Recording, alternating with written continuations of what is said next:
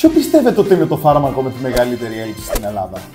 Κι όμως, δεν πάει το μυαλό σας. Είναι το Λεκαλσί, η βιταμίνη D δηλαδή. Σε σημείο τέτοιο που σε κάνει να αναρωτιέσαι τι συμβαίνει και σε μια χώρα που έχει 80% ηλιοφάνεια, ο πληθυσμός της να εμφανίζει έλλειψη στη βιταμίνη D. Αυτό το οποίο συμβαίνει είναι ότι υπάρχει ένα μικρό marketing όσον αφορά στις εξετάσεις. Η ίδια η βιταμίνη D δεν είναι μία. Έχει 7 μεταβολικούς περίπου δρόμους.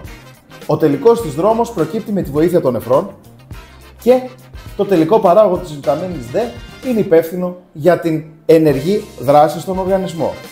Όμως, οι εξετάσεις που καθορίζουν αν κάποιος έχει έλλειψη, αν είναι φυσιολογικός ή αν έχει περίσσευμα βιταμίνης D, δεν καθορίζονται από το τελικό μεταβολικό της βιταμίνης D, αλλά από το προτελικό. Οπότε κάπου εκεί χαλάει μια ισορροπία και δημιουργείται ένα έμφορο έδαφος για ένα δυνατό market.